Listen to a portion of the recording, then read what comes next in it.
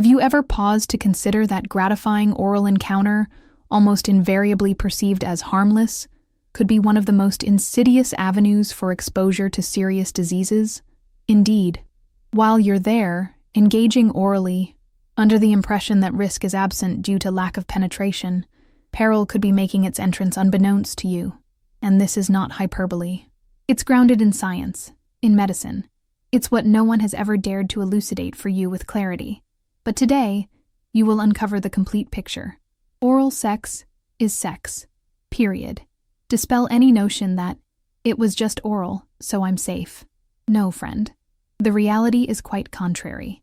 And if you harbor the illusion that you're immune because you solely engage in oral sex, that misconception could exact a heavy toll.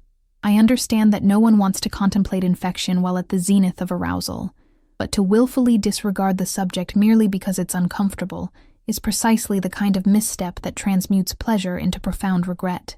Let's get straight to the point. The oral cavity is teeming with bacteria. Typically, this ecosystem remains in check. The oral microbiota is present and crucial for digestive processes and immune defense, maintaining a healthy, symbiotic balance. However, when this environment interacts with the genital region, which ideally should be sterile, especially the urethra, a perilous transmission can occur.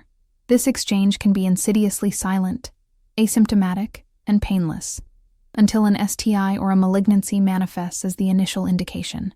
Lest you dismiss this as hyperbole, bear with me as I'm about to detail 5 critical illnesses transmissible solely through oral sex, even in seemingly pristine, fragrant, and healthy conditions. Beyond merely enumerating these maladies, I will demonstrate how to ensure protection without compromising on pleasure, where enjoyable and secure intimacy is attainable, but only for the well-informed. The 5 insidious maladies of pleasure. 1. HPV, the invisible virus that can lead to cancer. Perhaps the most significant pitfall of oral sex lies in that ubiquitous and profoundly misunderstood name, HPV. Human papillomavirus encompasses over 200 variants. Many are innocuous, causing warts that spontaneously resolve. Others are silent killers. Indeed, killers. Because some variants are directly implicated in oropharyngeal, penile, and cervical cancers. And the most unsettling aspect? HPV can reside in the oral cavity without manifesting any symptoms. You might be harboring it right now, or your partner, and no one will be aware until it's too late. 2. Oral thrush. When the mouth transmits fungus to the penis. Have you ever heard of thrush? That's right. That white coating that appears on the tongue, roof of the mouth, or cheeks can be candidiasis, and it's not confined to the mouth. When oral sex occurs, the fungus travels directly to the glands, to the foreskin, and can cause balanitis or balanoposthitis, burning, flaking, redness, real discomfort. It's like a fungal infection that decided to make itself at home right where you experience sexual pleasure. 3. Herpes, the virus that never goes away. The herpes virus is notoriously insidious.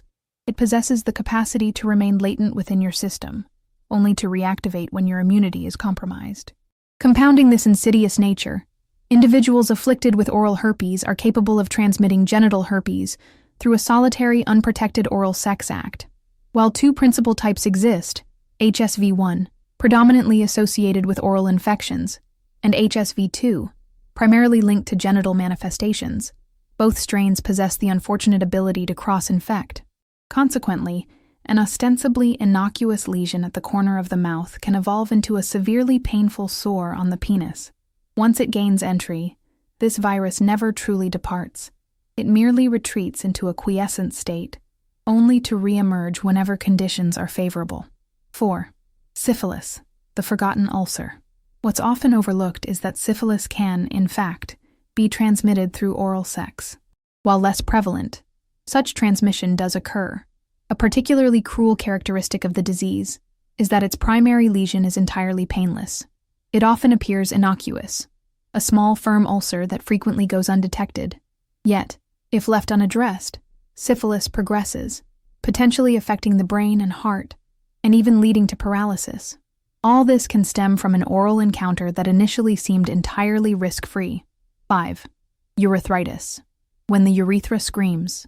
Urethritis is an inflammation of the urethra, the tube through which urine exits the body. and those who have experienced it can attest to the characteristic symptoms: burning, discharge, and discomfort during urination. The cause? Chlamydia, gonorrhea, all of which can be transmitted orally. The urethra is naturally a sterile environment, not designed to accommodate oral bacteria. When this occurs, chaos often ensues, and you might remain unaware of the source, precisely because oral sex often appears deceptively innocuous. All right, you've already grasped the deeper implications. Now, the crucial question that begs to be answered arises: is safe oral sex possible? The answer is affirmative, but it necessitates a fundamental shift in behavior. This begins with a simple, yet profound principle: deliberate and informed partnership. Reducing the number of partners is the initial step. This isn't a question of moral judgment. It's a matter of statistics. The greater the number of individuals involved, the higher the propensity for cross-transmission. The second step: ascertain the sexual health status of your partners. This is not an interrogation, but rather a matter of mutual responsibility, for what enters your mouth directly impacts your body. And the converse holds true. Of course, the condom. Yes, you can use condoms for oral sex. There are even versions with flavors, textures. Today, the market offers safe and creative ways to continue exploring pleasure responsibly. It's not about killing the mood. It's about ensuring that you can continue to have an active sex life for a long time to come. Excellent. Let's proceed with the remainder of the roadmap, ensuring we maintain the engaging, provocative, and informative style, with particular emphasis on male engagement and sexual health. Perhaps the most alarming aspect of these orally transmitted diseases is their latency period. Some exhibit rapid onset with overt symptoms. Others, such as HPV, can lie dormant within your body for years without any discernible symptoms, and when they finally become active, it is sometimes with the onset of cancer already established. There is no possibility of turning back the clock, no forewarning.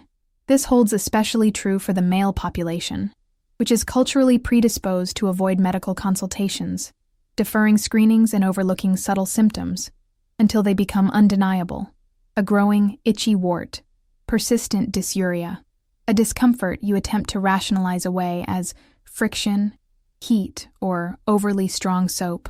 And when you finally decide to investigate, boom, a sexually transmitted infection that could have been under treatment for months.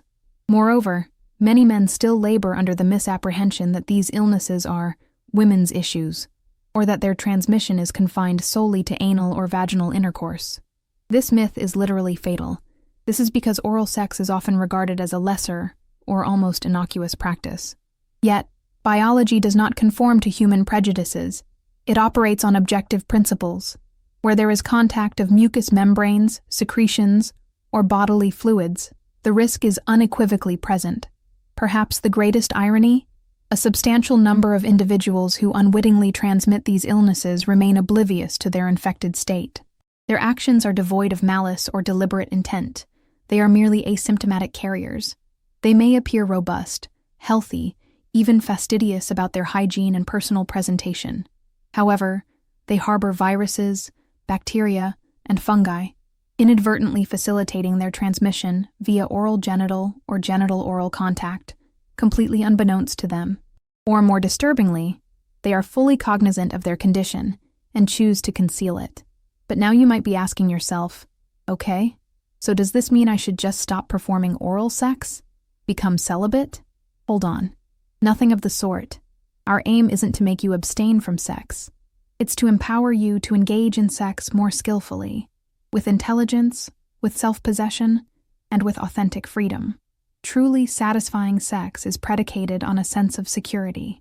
It's when you're confident that you can explore your partner's body and your own without apprehension about potential repercussions. This fundamentally necessitates two tenets: knowledge and prevention. Let's be practical. Hooking up with someone new?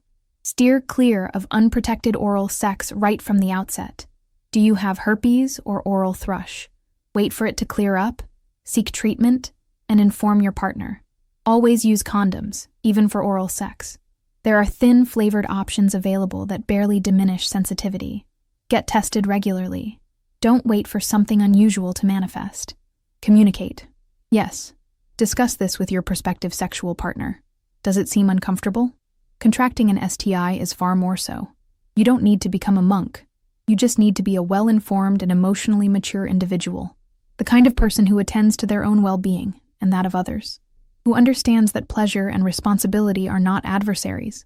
They are allies. And one who grasps this truth will experience a sexual life that is more fulfilling, more vibrant, and enduring. By now, you understand that practicing oral sex demands responsibility. But here's the ultimate, often unaddressed truth.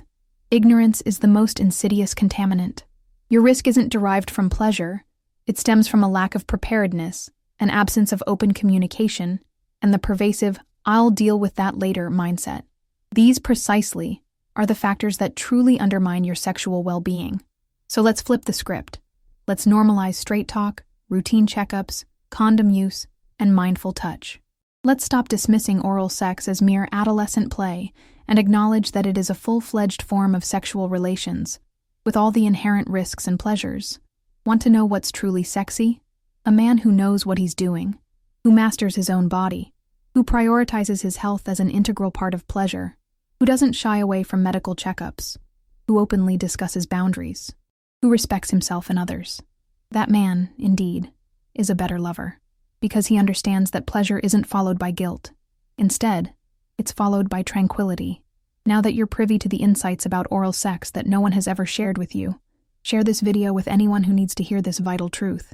The vast majority of men are utterly oblivious to the profound revelations you've just gained here. Be the pivotal link that shatters this pervasive chain of misinformation. Comment below. Were you already aware of these risks? Have you undergone routine examinations? Do you typically use protection during oral sex? This conversation needs to happen. And the more men speak out about this, the fewer will suffer in silence. Your mouth can give pleasure, but it can also protect. Use it consciously. And if this candid, no-holds-barred discussion resonated with you, be sure to subscribe to the channel. Each week we upload new content, revealing truths about male sexual health that are seldom addressed elsewhere. And if you found this video prompted you to reevaluate your perspectives, just envision the profound insights awaiting you in subsequent installments. See you there.